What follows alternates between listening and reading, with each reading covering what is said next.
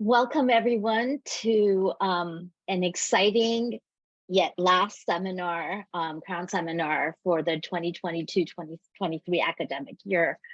It gives me so much pleasure to welcome our speaker for today, Hosam Aboul-Ela, which we just realized we had met back in the 90s. And of course, our very own Mona Kareem as the moderator for today's session. My name is Misako. I'm the Director for Research at the Crown Center. As the usual instructions go, we are going to have, Hosam is going to speak for about 7 to 10 minutes, as we told him, after which he and Mona will engage in a lively, I hope, conversation on this fascinating topic. After which we'll open up for questions from you around 11:45. As always, please remember that for us to see your, for me to see your questions, please put them in the Q&A box and not in the chat box. So what we're monitoring is the Q&A box for your questions. And just a reminder that this seminar and all of our previous seminars are available, they're recorded and they're available on our YouTube channel, which you can subscribe to so you don't miss a single thing, in addition to all the other good and fun things that we do at the Crown Center, like our podcast and so on.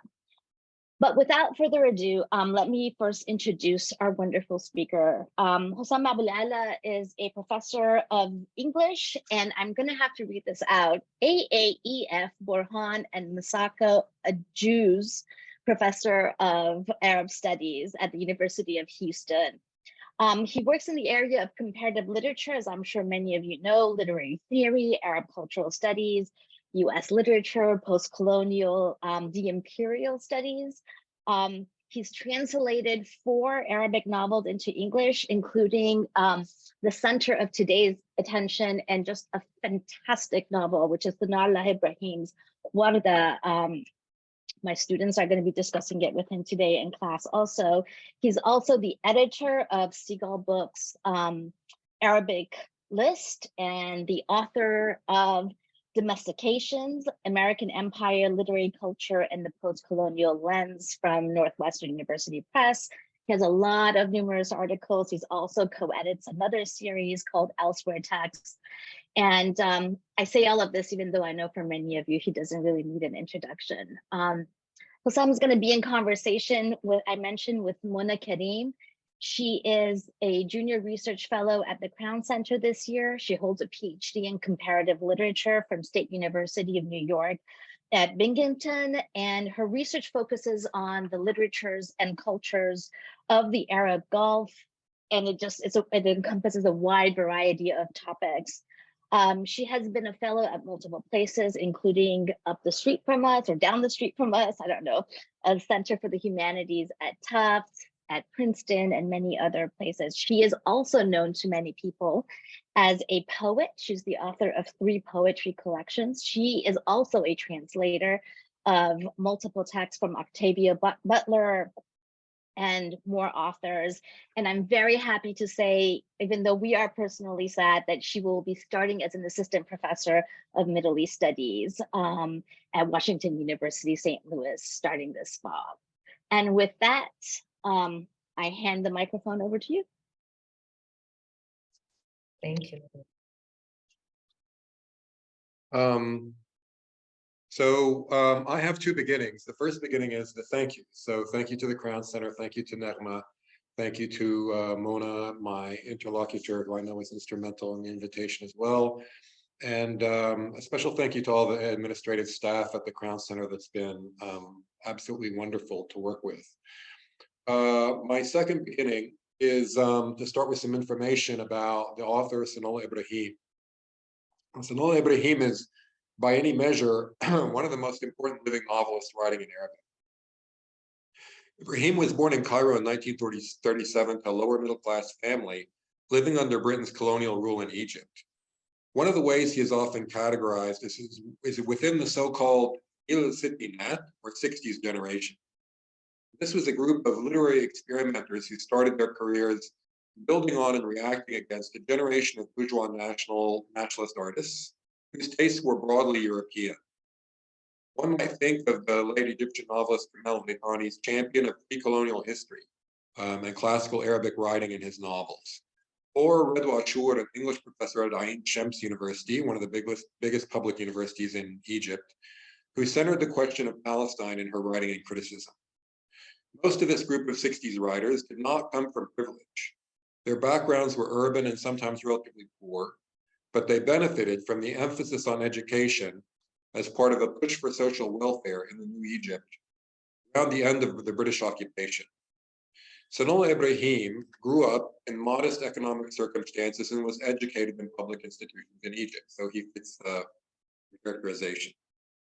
The benefit of such generational categorization for those of us coming to his work from the outside is that it gives one a context to begin thinking about his writing, what its main themes might be, what local conditions it responds to, and what other writers we might compare him to or contrast him with.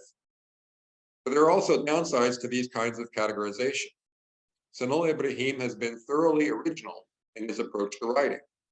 There's no one else like him. Grouping him together with a whole generation is particularly unhelpful for detecting the innovation inherent in what he has done. As I mentioned in another introduction of his work, at a certain point in his career, every Sonallah Ibrahim novel became a new experiment in how to write a novel. Thinking of writers as the products of a particular generation makes an especially bad frame for reading what is unique about their art. Today's topic is the translation of writers like Sonallah Ibrahim into the languages of Europe and North America. In this sense, translation is like literary criticism. Generalizations don't get us very far, or at least generalizing doesn't help to understand the particularities of getting a complex work of historical fiction translated from Arabic to English. I've suggested the keyword exportability from several translation studies key terms one might choose as a focus, including marketability, fidelity, we hear a lot, invisibility, untranslatability. These are some terms that go around in translation studies. Those of you familiar with that field know that there are books devoted to several of these terms, and they all would replay a long, detailed discussion. What is exportability and why is it a particularly helpful term for this context? The most obvious answer is that the term comes out of a study of Sonallah Ibrahim by his French translator, Richard Jacquemont. Jacquemont has single-handedly translated almost all of Sonallah Ibrahim's work into French. In English, I'm proud to say I win the prize for having translated more Sonallah Ibrahim novels than anyone else, and I've translated exactly 2. Jacquemont is not only a translator, but also an important critic and expert on Egyptian writing. In his critical work, he is influenced by the French sociologist Pierre Bourdieu, who recognized the way power operated in the cultures of capitalist societies far beyond the mere accumulation of money. Bourdieu, with literature, the arts, and academic prestige in mind, introduced the category of, quote, symbolic capital, end quote, to describe, for example, a book that was not a bestseller, but held a certain sway in the way it influenced discussions of arts and letters. When Richard Jacquemont thinks of Ibrahim's fiction in terms of exportability, but not necessarily marketability, he partially has in mind Ibrahim's power to influence through his commitment to aesthetic innovation, as well as a set of political principles. Exportability is also interesting to me because it is one of the few keywords one can find in translation studies that attempt an engagement with the artistry of the literary text. Many other ways of talking about translation treat the work of art as a purely sociological artifact. This is an issue in both translation studies and in the generational narratives I just mentioned that might have special purchase for some area study scholars. Jacquemont begins his explanation of exportability by stating, quote, what is well written translates well, end quote.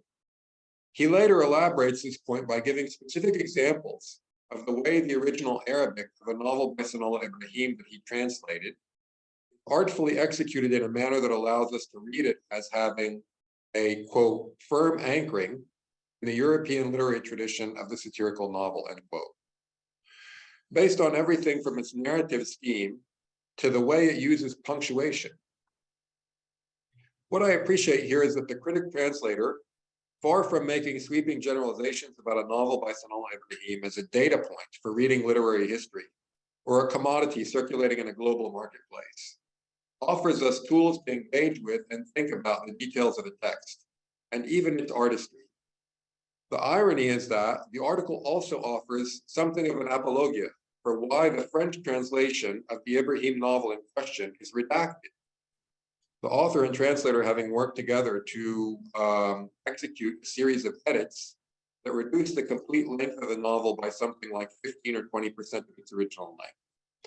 And the issue here is this is a novel that came out a few years before Warda and is in some ways a companion to Warda. It deals mostly with middle-class life in Egypt, but it also has this experiment of the intervening chapters that include long excerpts from newspapers, just as sort of found objects that are thrown in randomly by the author. And these chapters were deemed to be too challenging for a French reader to have to make it all the way through, and that's where all the cuts were. So this brings me to the point I wish to end on. We can push our discussion of exportability further by asking what gives the novel its symbolic capital, going back to Bourdieu's phrase, in the global literary import-export market. Probably not innovation, I'm sad to say. And this may work against the writerly practices of someone like Sonallah Ibrahim. The last Ibrahim novel I translated, that Negma politely mentioned earlier, was the one I considered his finest achievement, Warda, a novel about revolutionary movements in the southern part of the Arabian Peninsula. The craft problem the author faces is how to use his skill as a writer to construct a satisfying portrait of a revolutionary consciousness that is also very human. So a radical who's not just an extremist who jumps off the page as some kind of like wild person with their hair on fire. The end result of this experiment is a text that willfully and repeatedly interrupts its own racing plot of intrigue to incorporate through radio broadcasts, newspaper clippings, and other expository material historical detail that presented a logistical nightmare for its translator, and that has caused some of the readers of the translation to complain about all the documentary features that delayed their arrival at a satisfying answer to the question, what happens to Warda and her brother? Kind of the mystery at the center of the novel. In that question inheres both the promise and the pitfalls of the category of exportability. Symbolic capital allows for innovation as a value. The thing that provokes us as readers could be the very thing that we should linger over and eventually appreciate. This is an exportability properly understood, resistant to the urge to put aside whatever is least familiar. That's my opening.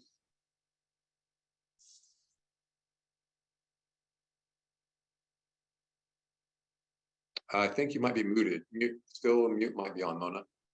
Hi, sorry. Yeah, thank you.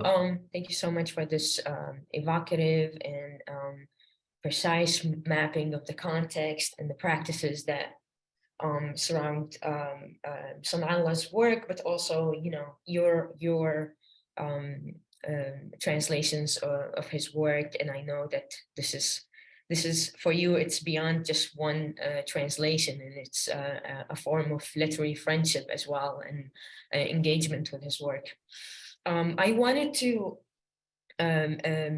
introduce our readers, or like the audience, to Warda, just because I feel like it's a perfect example to illustrate these contexts that you touch on, you know, from exportability to aesthetics and politics to the you know, the commodity or the social capital, as you call it, through Bourdieu. And I wanted to first, you know, for those who do not know Sonallah Ibrahim is an Egyptian writer, as Hosam said, also of the 60s generation, despite the problematic nature of this category, a committed writer, you know, by his own statement. He's published more than 15 novels and dozens of like short story collections, stories for children, for young adults. Actually, interestingly, he's one of the early ones to experiment with sci-fi novels, especially around, you know, when cloning was happening, you know, cloning experiments, you know. So he is not just a novelist, not that a novelist is too small of a category, but as you can see, he's an intellectual committed to different practices and spaces and context inside Egypt and outside in the Arabic speaking world at large. Specifically Warda, I can, if we start with the aesthetic of it, first we can describe it as a political thriller. It is a novel in which we see the protagonist slash narrator searching for a lost comrade. He's supposedly, let's say, an Egyptian militant slash intellectual who goes to Oman. We don't know at the beginning why he's going, and then we realize there is this search that happens. Is it spontaneous? Is it planned, you know, for a lost comrade who is Warda? And Warda is the name of the woman militant who grew up in Yemen, but joined the revolution in Dhafar in the southern Arabian Peninsula. It's also a search for a lost time, for an erased revolution. That is the Dhafar revolution, a revolution that, you know, had militants such as these protagonists, but also it included the natives, whether they are tribal people, peasants, women, or slaves. And this is the beauty of this novel. It shows all these demographics in this, contested moment, let's say. Also, I can call this novel an archive. It's an archive of leftist movements in the Arab world, how they came together, how where they disagreed, how did they grow intellectually. You know, we see Warda going from being an Arab nationalist all the way to being a Maoist at some point.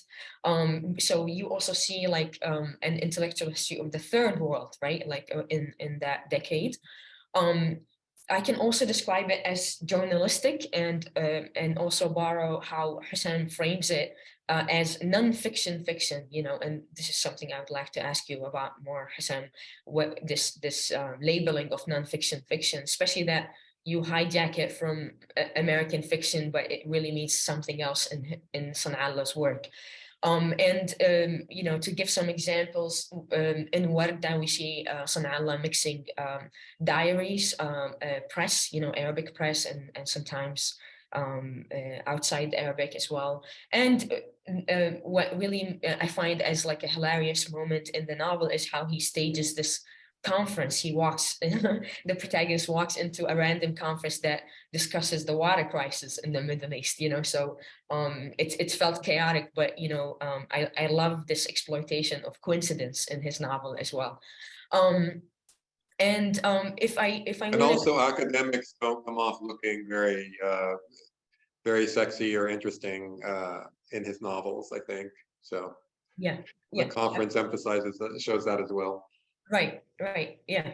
So it's, yeah, many examples of like, maybe we can call it like mixed media in that sense of within fiction. And but thematically also, I personally, as someone who's, you know, a specialist in Arab Gulf cultures and literatures, it was fascinating to me to see like that Oman and that southern peninsula, which I knew nothing of, you know, people speaking languages other than Arabic, speaking Amharic, speaking, you know, indigenous languages to that peninsula that, you know, are erased totally, but also, you know, different sociopolitical landscapes that existed, you know, under British colonialism and, you know, up until the 60s. So that heterogeneity of the region juxtaposed with the current moment of like oil cities where, yes, it is still very diverse, but it's a muted diversity, right? Where everyone is alienated, where the migrants are majority, but do not share in the official language and the official like culture. So you see this not only in you know, in the texture, language, dialogues, prose of the novel, but even sometimes in landscapes and architectures that are like, you know, you know, caught in the novel, or like picked on in the novel. One last thing I will say, it's also a novel that has multiple authors. You know, we cannot help but think that the protagonist is Sonallah himself. You know, sometimes I catch myself like referring to Rushdie as Sonallah, but that's not very correct, you know. So, but also we've heard this legend, you know, that these diaries that are included in the novel are actual diaries of a revolutionary, Bahraini revolutionary called Layla something. I'm forgetting the name now. But I say this because sometimes you see the protagonist of the novel, like these authors, like you know, in conflict, really, you know. So especially because we have a male voice and a female voice, or like, and how they gaze at that history, and how they register that history. So excuse my you know, long introduction of this novel, but I felt like it just really helps place the reader, if they haven't read this novel, into like what you're discussing here, Hosam. So I would like to open with this question. I love that you say for Sonallah, every novel is a new experiment in writing. I love this because I do notice it, and I feel like this is something we take for granted with his work, especially because many of his novels can be labeled as historical novels, but they are approached aesthetically in different ways. So I would like you to tell us a bit more about this, especially that you also translated another novel of his. So what was your experience with each novel? Yeah, so I think I would like to answer that by going back to this like issue that you raised. Well, by the way, that was like, I think, you know, the your overview of the novel and your comments about it were brilliant. And early on you were talking about this like question of nonfiction and nonfiction novel, which is something that we do like have a criticism of in the United States, or we have a critical discourse that talks about that in the United States. You know, thinking of kind of like, you know, mostly journalists, right, who kind of like went between, you know, writing kind of like more observational or empirical accounts that then they published as novels. And this is something that like continues up until today. And there's a way in which like the question of marketability is central to the way it's talked about in the United States, right? Because it used to be that when Truman Capote and Norman Mailer and Hunter S. Thompson were writing, then there was a kind of like cachet to a market-driven cachet to the novel. And now the things have kind of like turned 180, and you have people submitting their like, you know, autobiographical novels to publishers in New York, and the publishers telling them, well, this looks great, but can you make it a memoir, right? Because that's like what the cachet is. So you meant, I like your emphasis on the fact that like, you know, this is a kind of like there is a resonance but a distinction if you think about nonfiction in Sonallah Ibrahim. So I think that what I've discovered when I kind of like looked at this novel together with older things that I haven't translated and the newer work that I got more familiar with when I translated his novel Stealth a few years before I translated Werda, is that there's this way in which like he had this kind of obsession with writing himself into his novels. And you get the feeling like this isn't from like anything I've seen him say in interviews or anything I've heard other people say, but everyone would agree that there's this heavily autobiographical element to certainly to his first like 4 novels. And there's a certain point at which he starts, like you start to see him move away from that and become kind of dissatisfied with that. And he's still interested in incorporating nonfiction into the novel. So I think what I find interesting about Werda is the way that like you see that there's so if every novel is a kind of like new what they call in French an essay, like an attempt to kind of like do something experimental that hasn't been tried before with a novel, then you can see like something happening with Werda where like old essays and old attempts and new attempts are kind of like coming coming together in this very sort of symbiotic way. So you have that character that you mentioned that you like keep, people who have read a lot of the work like think of this character whose name is Rushdie as like, oh, that's Sonallah. But of course, there are things that Rushdie experiences, as you properly say, but like Sonallah, it's impossible that Sonallah could have experienced these things. But at the same time, Rushdie has a lot of the same. We know from reading his other work and his interviews, we know that a lot of Rushdie's biography is Sonallah's biography. So there is a kind of like resonance there, and that would fit very well with like these early novels, where the narrative framework like hews very closely to just like something, a kind of like memoiristic presentation. That in this case, like there's this willful attempt to disrupt that. And it happens through these diaries that you mentioned, but it happens more through like creating this kind of like dialectic between these two characters. And in the title character, whose her path crosses with Rushdie's, but they're so different. And the more readings I've done of it, like obviously the translator, you have to go over it over and over again. The more you see a kind of way in which that distinction between the two characters is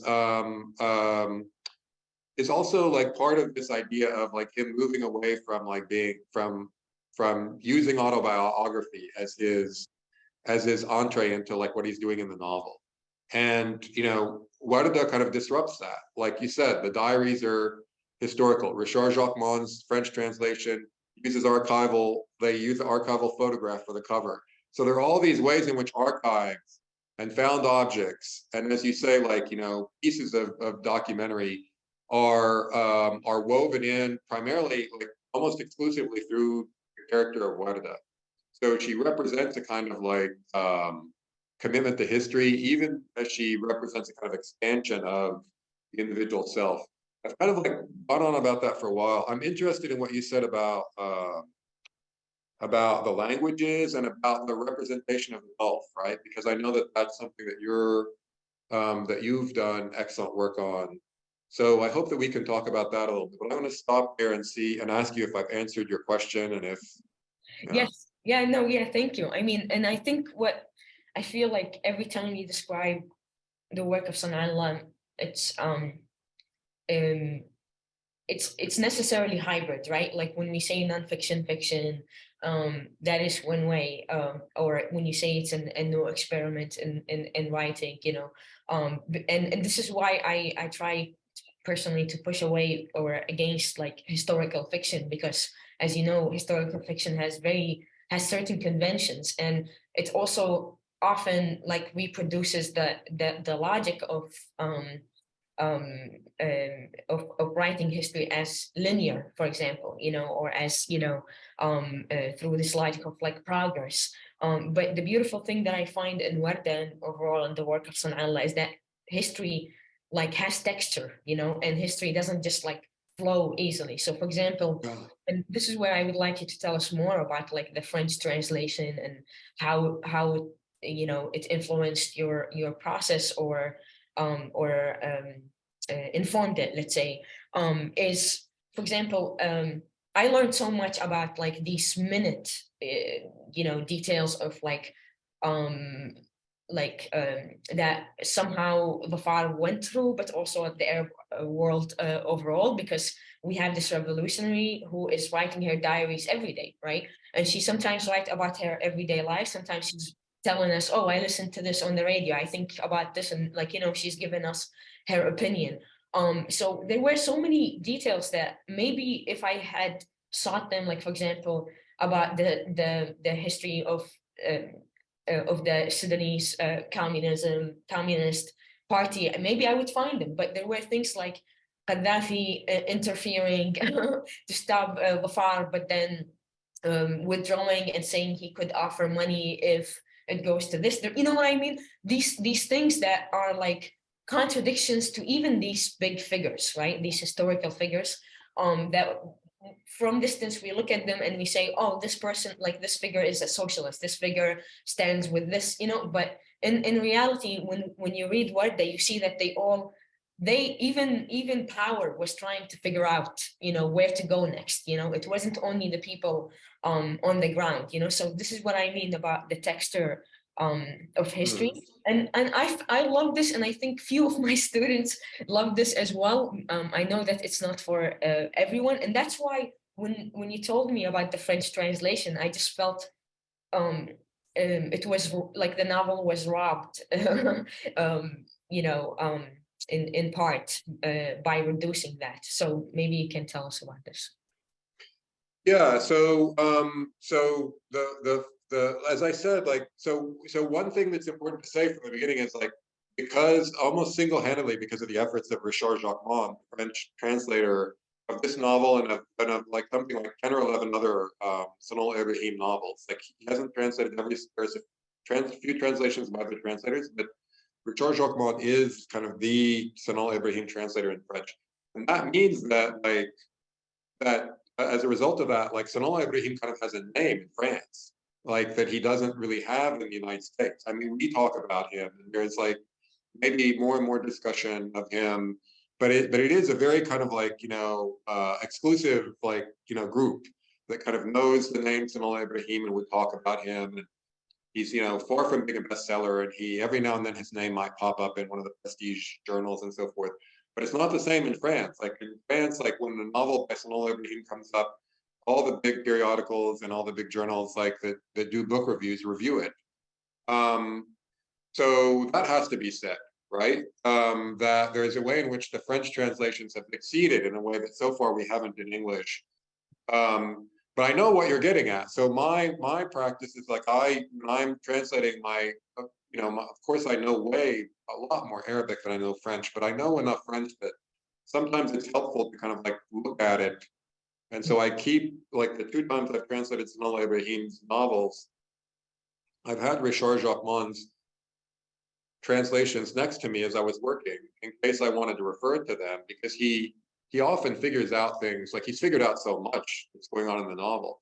So you mentioned the Sudanese revolution. The Sudanese, and these come up, for people that haven't read the novel, these come up exclusively in Warda's diaries. There are several references through her, mostly listening to the radio, but through other diegetic devices as well. The author works in different world historical events that Warda is concerned with. And I'll say quickly, I have a former student who's a creative writer and a journalist, and who is whose roots are in South Asia, and who's interested in radical politics, and who got interested in Sonallah Ibrahim when he was studying with me years ago. Read this novel, and the first thing he said to me when we started talking about it was, "I can't believe all the things he got in his novel."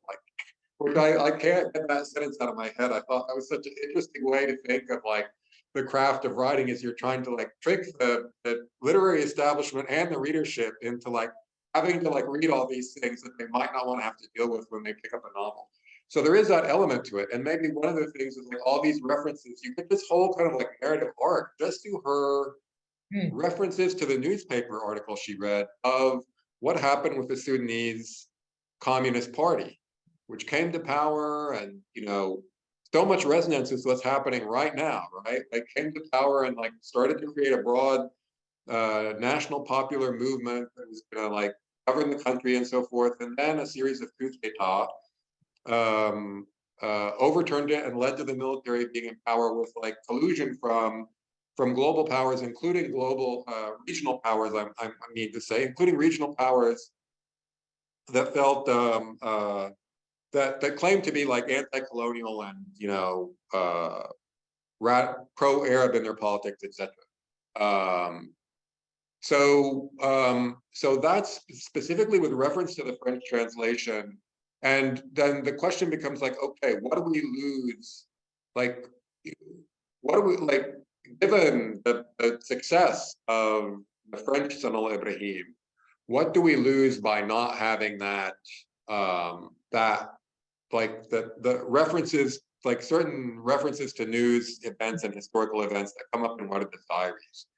And, you know, I mean, I think that this is very debatable. My personal opinion is that there's it's interesting to try to read this as a psychological novel, right? And I think a lot of readers have picked it up and said, oh, she doesn't have that much psychology. And they're thinking about specifically the fact that she is so invested in history, as though those two things have to be opposed to one another. And the only time you can have a real psychological novel is you have to have somebody like Pip in Great Expectations, who, like, you know, is playing cards at Miss Havisham's when he's a kid, and he has this, like, you know, psychic, like, horrific, like, trauma that where he realizes that he's poor, and then he spends the next, like, 600 pages, like, trying to work out the psychology of, like, the psychological, like, jujitsu that does on him. And if you don't have that kind of, like, you know, primal moment, like Freudian primal moment that makes you,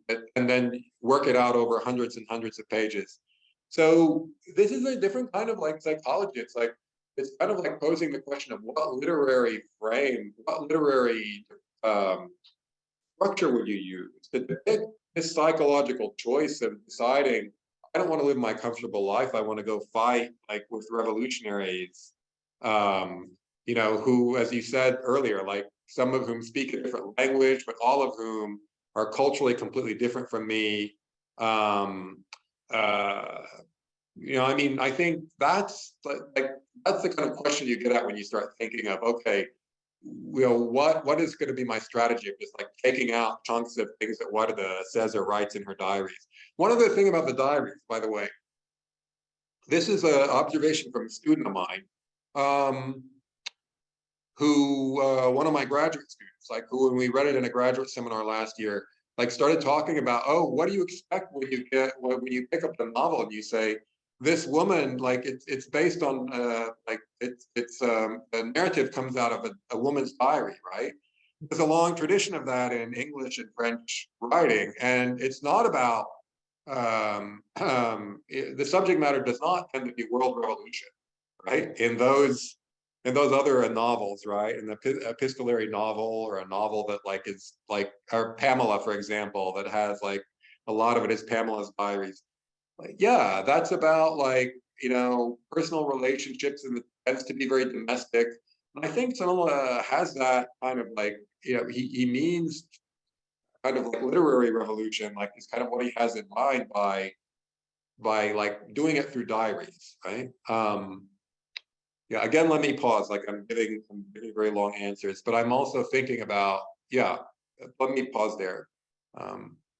No, thank you. I also want to say, like, this is something I thought about too, you know, why not start the novel just, like, you know, straight up with the diaries, right? Like, or for example, like, you know, it could have been even like, for us to arrive at the diaries, which, you know, takes some time, right? Like, and the way it happens, as I, you know, I called it, like, thriller. I I really love, like, you know, because, like, there's this presence of, like, the police state, which we don't know, like, early on in the novel, like, is there a police state, or is this in his mind, or is, you know, and we only, like, perhaps the thing is powerful about, like, by the time we finish all the diaries, reading all of them, we start through this history, we start to imagine that police state, because, you know, if you come as a stranger, you're like, oh, everything is, like, you know, quiet, and everything is, you know, the streets are clean, everyone is, like, Yeah, going about their business, you know. it's a lot of it's about the seatbelts, right? They have to fasten the seatbelt. Yeah, exactly, you know, and it's like, this is the power for me, because, like, the power of this novel for me, because up until maybe 4 years ago, Warda was the only novel about Dhafar, and it was published in 1999, you know. And it's very interesting that, for example, it wasn't written by someone who lived Dhafar, or who is from Oman, or, you know, something like that that we would expect. And this has to do not only with, you know, the very special nature of Sonallah's work, and you know, even, like, location in time and space, but also sometimes as a stranger, you can break more taboos, you know, a stranger from distance, you can break more taboos than someone who is there. And then when I went and read these other works about Dhafar, you know, none of them held all that, you know, detailed history. It was more of like fictionalized account of like, oh, this happened, and you know, it's just like maybe more of a gesture toward this. I say all of this because this like text within text, author within author, so to speak, you know, all of it is just like continues to generate, keeps you as a reader, you know, awake and like, you know, paying attention, and you know, you already know what happens in history, right? You already know the far failed, but still you are captured by, you know, like these minute details. So maybe one question I would like to close with before we go to Q&A is, you know, this connection between genre and history, because you continue to point to this, you know, like memoir. We don't have memoir in Arabic literature, and this allows the novel to be more hybrid, right? To be like always trespassing into other, you know, genres and types of writing, but also, you know, I hate this how much the framework of commitment literature, you know, reduces like how we look at such novels. But at the same time, you know, it is history, and like in cases of Dhafar, this is one of the few texts that exist about Dhafar. Only now we're seeing people writing their biographies, and you know, because like it's been half a century, more than half a century.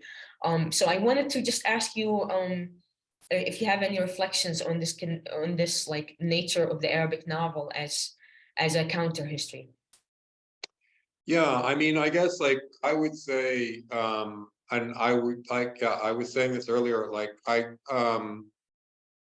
my reflection on that would be like, since I've translated it, and since I've seen people like my, you know, my former student and other friends who have a kind of like global, like, you know, sense of history and literature, but are not Arab. Like, so I've seen them, how they've responded to the translation. You know, I have a different sense of like how it fits into the Arabic novel. It doesn't really feel like an Arabic novel anymore to me now that it's translated. It feels like something, it feels like a really unique kind of like it's the novel of like a Marxist international revolution, right? There's really almost nothing. You say that there's, you know, no other writing about Dhafar like it. I don't think that there's any other novel like it that manages to kind of like present a movement like this without ultimately just kind of like, you know, spitting on it and say, or dismissing it, ending up dismissing it in the end, right? Like Lawrence of Arabia, like in the movie, he leads the revolutionaries, and in the end, the revolution falls apart, and it's very cynical, right? And that's kind of like what you have if you want to look at literature of revolution. And you know, you can read Warda this way. I don't know how you, if you're like me, like I don't read it that way. There is that reading of it, right?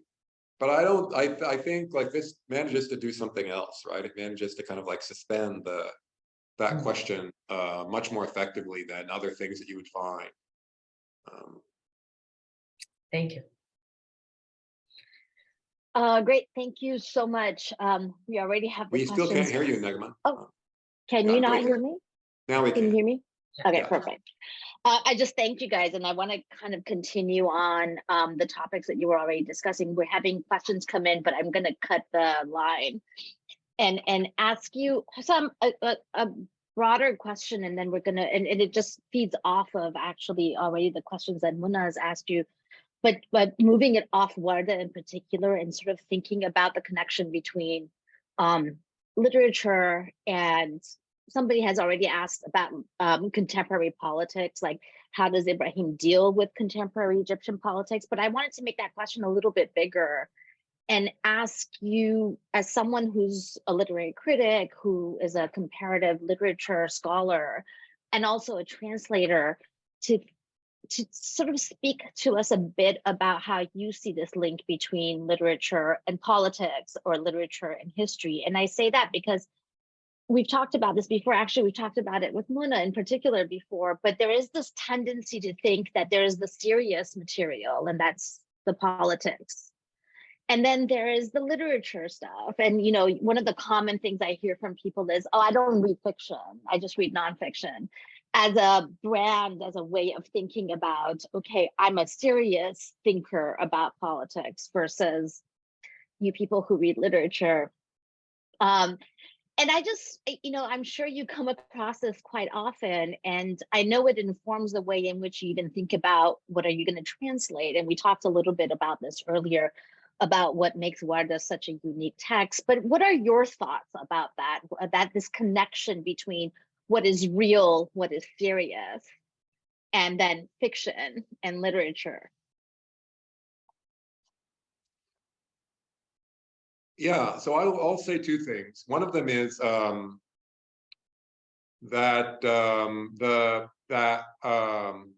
part of what I'm like, so when I opened up and was talking about like the kind of like literature as artifact versus literature as art, that was part of what I was trying to get at. And I think, you know, Sonallah Ibrahim is a great person to use, like, to have this discussion with. And, you know, ultimately, like for me, my answer is that, you know, there's a radical component to just like reading literature carefully and understanding it, you know, as a piece of art. And I think like this has been a problem, like historically for us in the discipline, right? I mean, this is like Edward Said's Orientalism ends by saying, you know, okay, like we've broken things up into areas in the United States in academia, but shouldn't we, like, you know, have disciplinary skills as well? That's why, like I was telling you earlier, like I'm working on, like now I've just gone back to work on literary criticism, because I feel like separating out like the concerns of someone who actually knows the history and the languages and the ideas of the Middle East, separating that out from like disciplinary practice of like how you do history, or how you interpret literature, or how you work in other disciplines has been a problem and continues to be a problem. And so I'm interested in like working against that. And one way to work against it is to insist on, okay, novels are novels. And if you can read it, and if you don't see it as serious, it's because you haven't figured out how to read it like as a serious reader, the way you figured out how to read like a historical text with the same amount of seriousness and attention.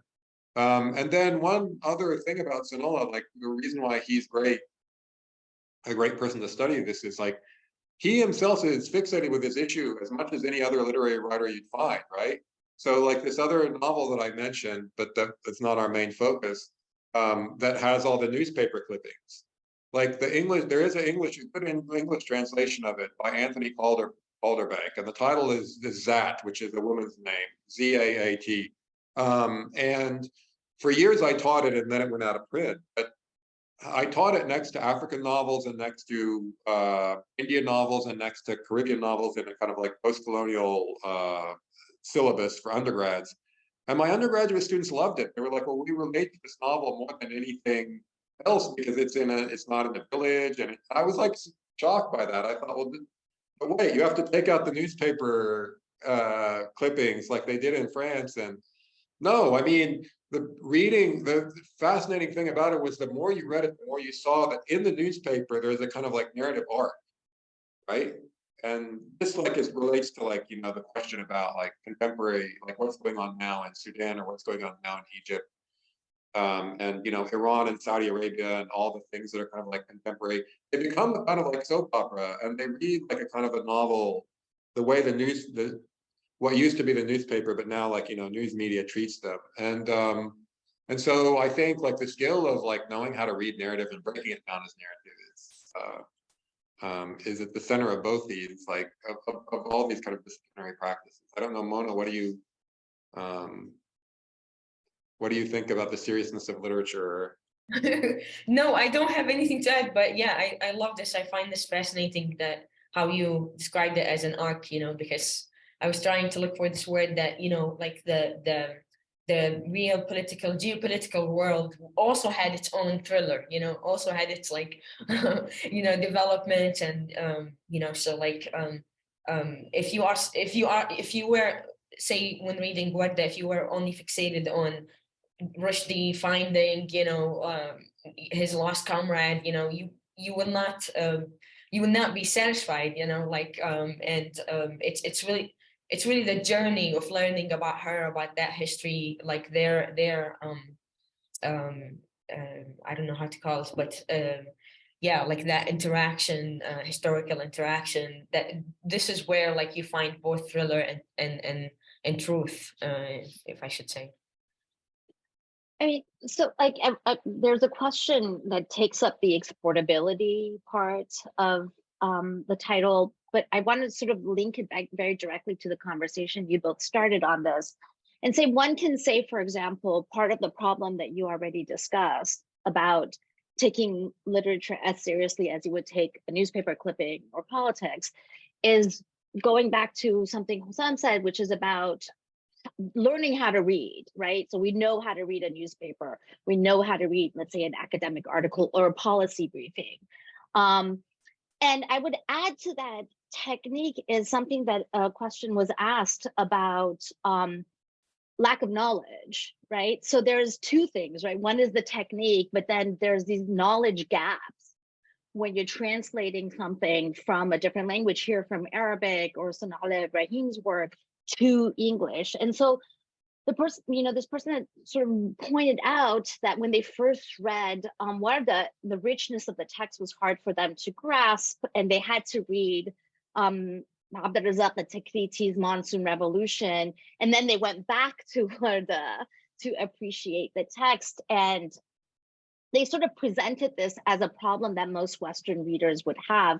And I want to take this good point and sort of ask you, Hosam, and then Mona, if you had wanted to add to it, to think about this as is this a problem that you think about both as literary critics and as translators, about not just the technique, but also the gap in knowledge? And I would add the high entry point when you have a very particular idea in your mind about what a different region is going to look like. And we have that in the US very strongly, right? With Warda, it could even just be the amount of sex scenes that's sprinkled throughout the text may create an obstacle to the brain to take it seriously as a text of history or as a text of politics.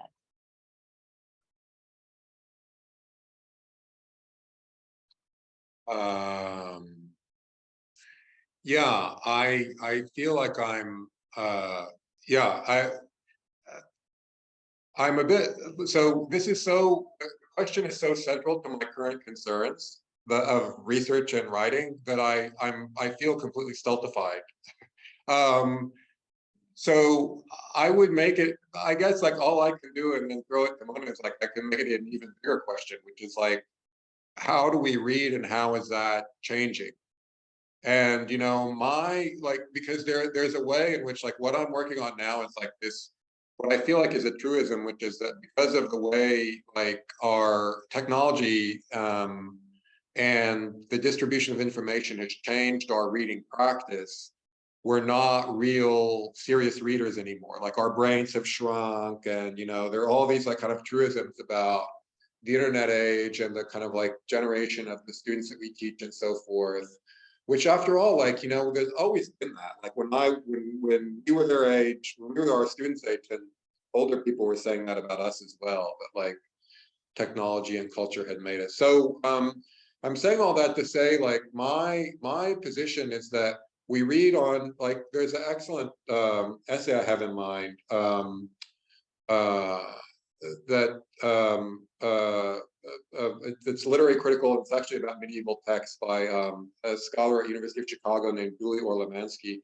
But there are other people who've written about this as well. Like there's like, we read in like there's scales of reading. It's like what you would call it. So we need to, like, we as scholars that are engaged with the Middle East need to train our students to feel comfortable not knowing anything and to rely on their like critical skills the same way they would if they were reading like a Russian novel or a, you know, so if you read something like 100 Years of Solitude, which is like a novel that, you know, like people who read novels of the world like they've all read it, right? It's like kind of a novel that everybody reads. So not everybody is reading it at the same way and at the same level.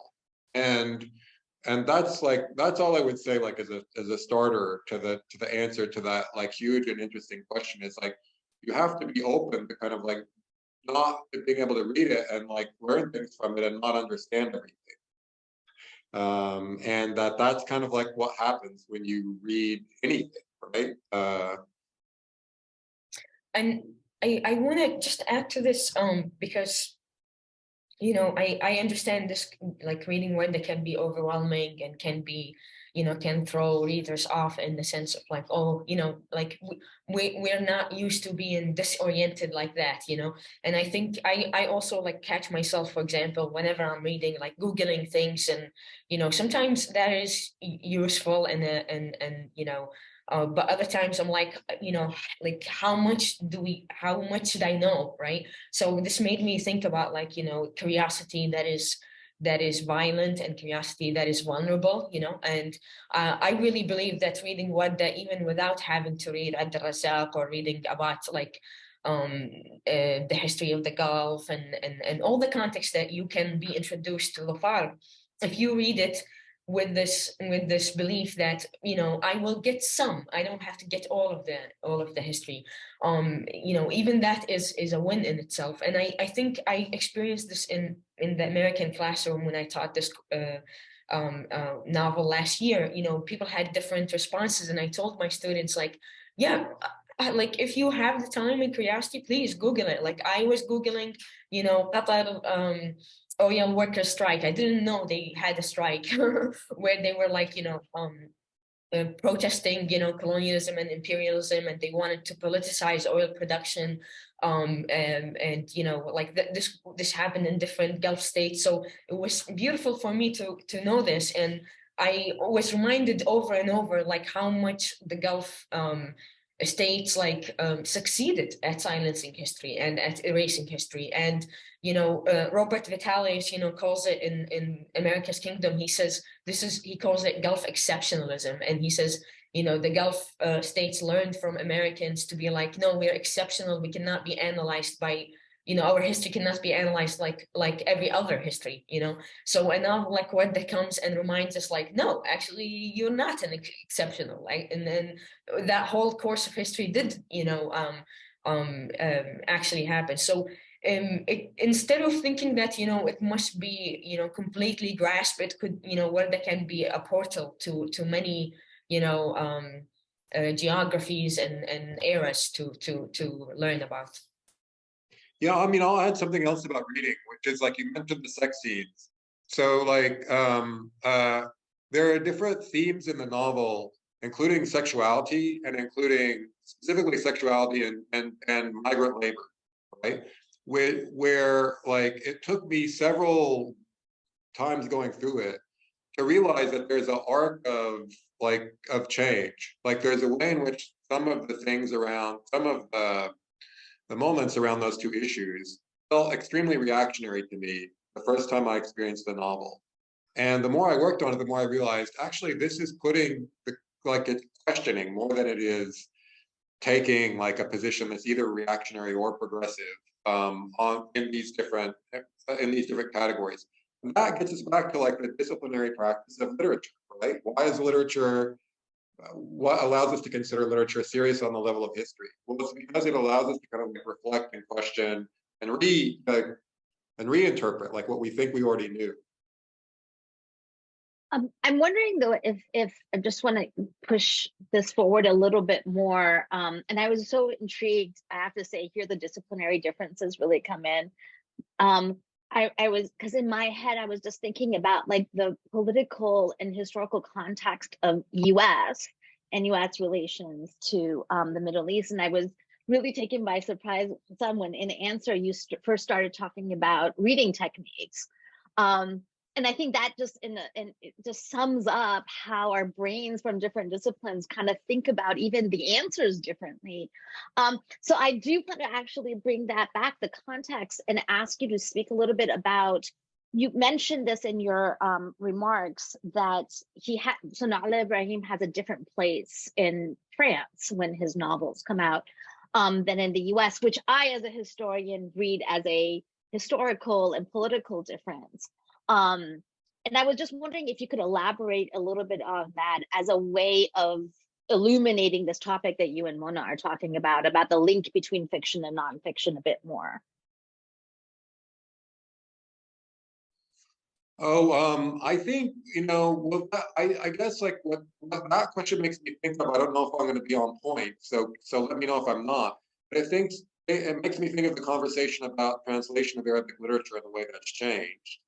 So we have this mutual friend, Dima Ayub, like who's a scholar at Middlebury College, that's doing like attempting to write something very systematic, like and book length and academic about the way Arabic literature has been translated into English.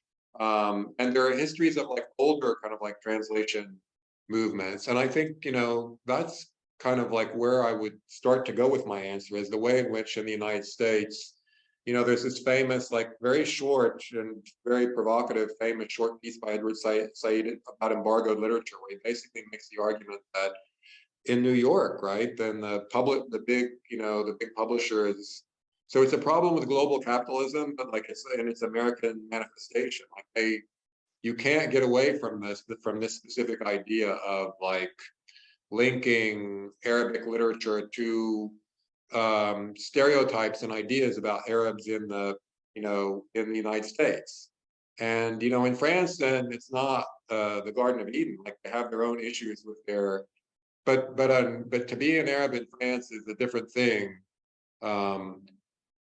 Historically, like maybe now we're becoming the same thing everywhere we go, but historically there's a different kind of like sense of like what the cultural mission is of the French state. And so those are some of the things that I think of in response to that question. It's like it really has to do with the breaking through the fixed ideas about the region in the United States. I'm kind of fumbling. I started to talk about, but I think Mona could comment on this better than I could, but the way the translation of Arabic literature into English has changed and how different the scene is now, right? So it's not like nothing has changed since Edward Said wrote that essay. A lot has changed, but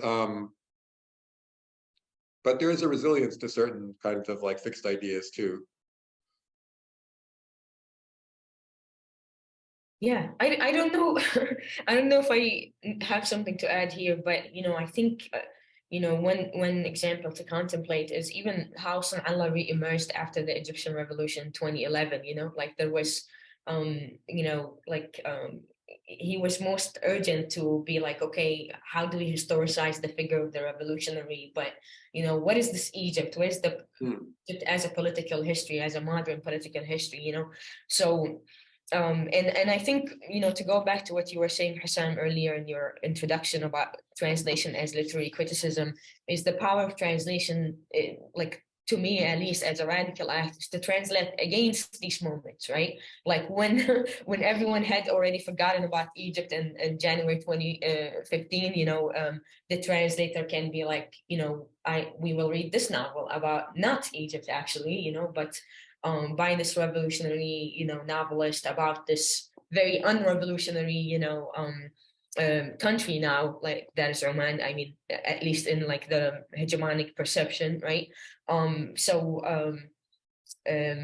yeah, I don't know what more to say about this, but I feel like there are so many moments where translation emerges from like ruptures and fractures between markets, if we use this metaphor.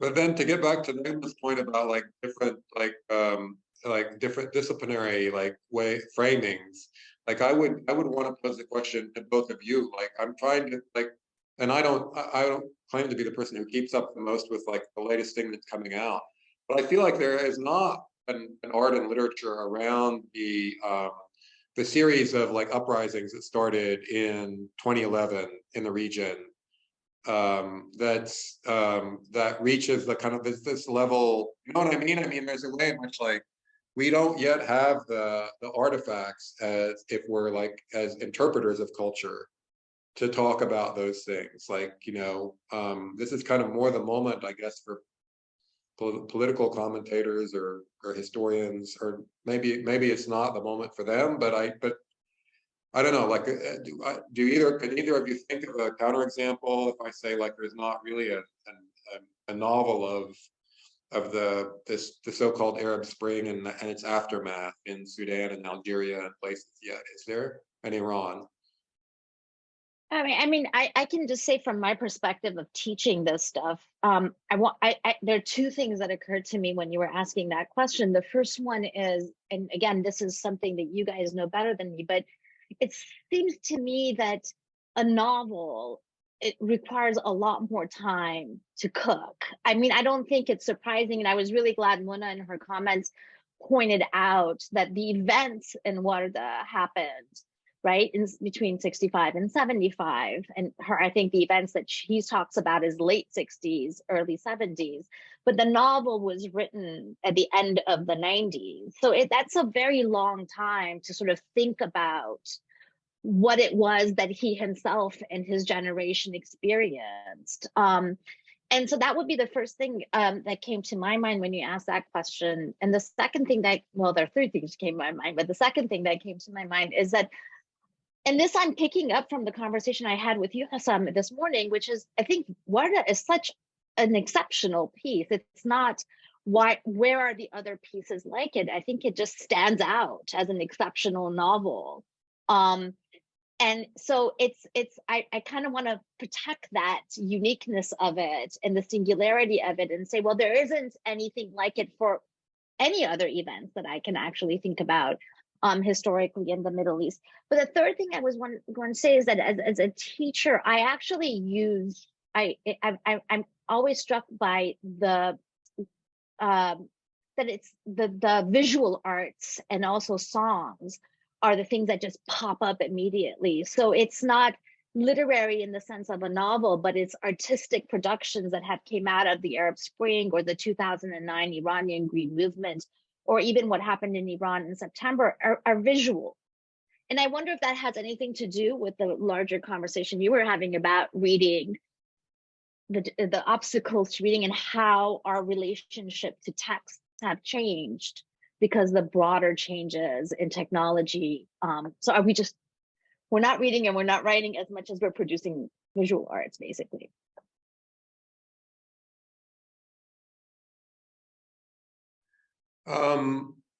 Yeah. Well, so several people in the chat are suggesting different like novelists and novels, some of which I'm familiar with and others of which I'm not. And I think, you know, what it makes me think is that, like, I suppose there is a kind of like, and this, you know, doesn't go directly to your question, but I think it's perhaps relevant, is that there's a way in which like the richer a richness of conversation involves not just sort of the novel being published, right? I mean, it took like, you know, it took Sonallah all this time to kind of like write his novel of Ghaffar, and then it took, you know, another 2 decades for it to get translated, and you know, still like, you know, it's, you know, the pieces written about it in English, like, you know, perhaps are forthcoming. So there's a way in which like, yeah, a richness of a conversation has to sort of stew. And I would go back to the kind of scales of reading issue. Like we need the immediacy of things like, you know, some of the visual texts that we had coming out of Iran on social media a few months ago. We need that immediacy, but we also need, you know, other scales of like reflection and finding out, you know, because visual media can be tricky, right? There's like the famous thing of pulling down the statue of Saddam Hussein in 2003 that turns out to have been a totally staged event that was actually only a few people, and they kind of shot it in a way that made it look like it was a crowd. So so yeah, I'm more and more interested in what we can do with this question of scales, reading at different levels. Mona, do you want to add?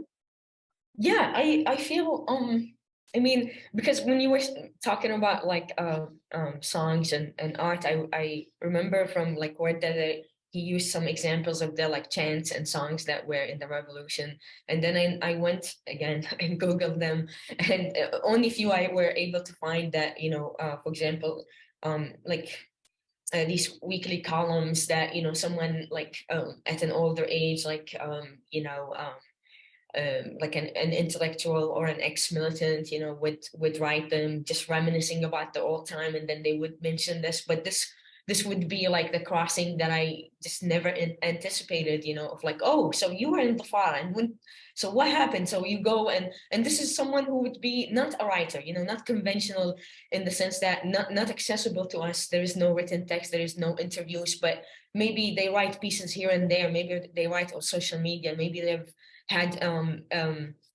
like an interview, which would be now considered like oral history, you know. And this is something that, you know, I don't want to be harsh and like dismiss what has been written about the Arab Spring revolutions, but that they lack that, you know, that history and the texture of it and the soundscape of it, and they are more concerned with like the archetype or the figure of like the young revolutionary being disappointed and being disillusioned, you know. So it is more about the fiction than, you know, like the context and the historical conditions of it, you know. So I am waiting for that novel, you know, to be written. And this is one, you know, like this reminds me of another Egyptian novelist of Sonallah's generation, Ibrahim Aslan. He wrote like a very slim novel, like maybe 100 pages, about January 25, in which he's like, he lives like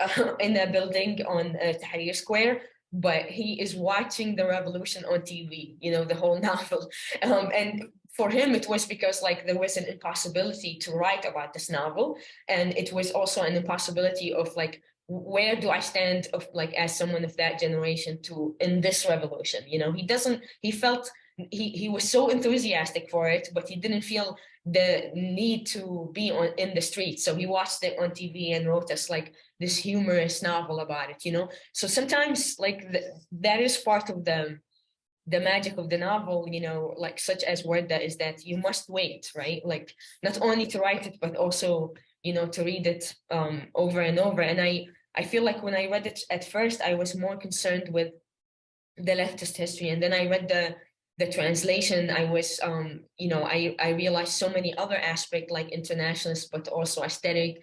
And then I read it with my American students and saw like, you know, new things. I also like, for example, Nagma, like in your article about the Iranian women revolutionaries that joined the FAR, I didn't see this in Warda, but you know, once I read your article, I began to imagine Warda in a new landscape, you know, like that is beyond Arab leftists, you know. So it's so yeah, going back to what Hosam said about the disciplinary or undisciplinary, perhaps, you know, practices of reading, and where do they take us in through history, but also in reading novels. Our time is up. I want to talk another hour about these topics. But I wanted to give Hosam you a chance to say any last words before we wrap this up. Do you want to add anything, any parting, more parting knowledge and advice? I'm not the oracular like figure that Sonallah Ibrahim is, so I don't like it's difficult to sum up what's been a great conversation. I thank everybody again, and I like encourage people to read and reread your good complex novels about revolution, like what are the. Well, thank you particularly to Hosam and to Mona for this really exciting conversation. I'm just really glad that we get to end a fabulous year of seminars on this and on this topic that is very dear to my heart, and I think dear to many, many people's hearts. I just want to thank all of you who've been with us for the whole year. And in the chat, you can see different ways in which you can stay in touch with us. And that's it for our Crown seminars of this year. We look forward to seeing you all back here online in the fall of 2023, I want to say. With that, thank you again, and have a great day. Bye. Thank you. Bye. Thank you.